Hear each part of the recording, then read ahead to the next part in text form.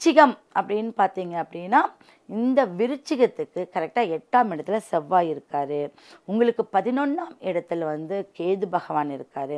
அதே மாதிரி உங்களுக்கு இந்த மாதம் சூரிய பகவான், ராகு பகவான் இவங்கெல்லாம் பார்த்தீங்கன்னா உங்களுடைய அமைப்புக்கு 5ஆம் இடத்துலையும், காலபுருஷத்துக்கு ஒரு 12ஆம் இடத்துலையும் இருக்கிறதுனால உங்களுடைய குழந்தைகளுடைய பிரச்சனைகள்லாம் தீர்ந்துடும்.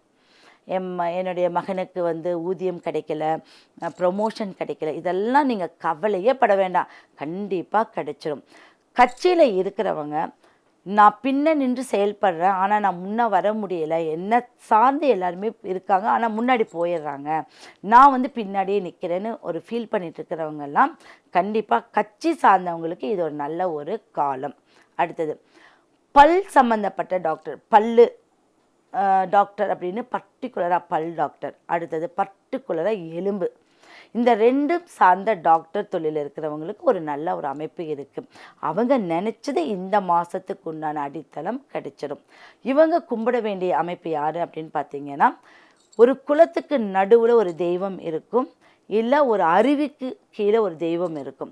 இப்போ வந்து பார்த்திங்கன்னா கொல்லிமலையில் ஆகாச கங்கை அப்படின்னு சொல்லுவாங்க. அடுத்து அந்த கொல்லிமலையே வந்து நீரால் சூழப்பட்டது. அப்போ கொல்லிமலைக்கு நீங்கள் ஒரு முறை போயிட்டு வாங்க. அங்கே இருக்கக்கூடிய கொல்லிப்பாவை எட்டுக்கை அம்மன் அப்படிங்கிறவரை தரிசிட்டு வரும்போது இந்த விருச்சிக ராசிக்கு அமோக பலன் இருக்கும். நீங்கள் போயிட்டு வந்தோடனே நீங்கள் என்ன நினைக்கிறீங்களோ அது கண்டிப்பாக நடந்துடும். உங்கள் வீட்டில் இருக்கிறவங்க கொஞ்சம் ஒரு மன அழுத்தத்தில் இருப்பாங்க, சில பிரச்சனைகள் இருப்பாங்க, அதுவும் தீர்க்கக்கூடிய காலமாக இருக்குது. ஒரு வியாபாரத்தில் ஒரு இன்வெஸ்ட் பண்ணலாமான்னு இருப்பீங்க, அதுவும் தாராளமாக நீங்கள் பண்ணலாம்.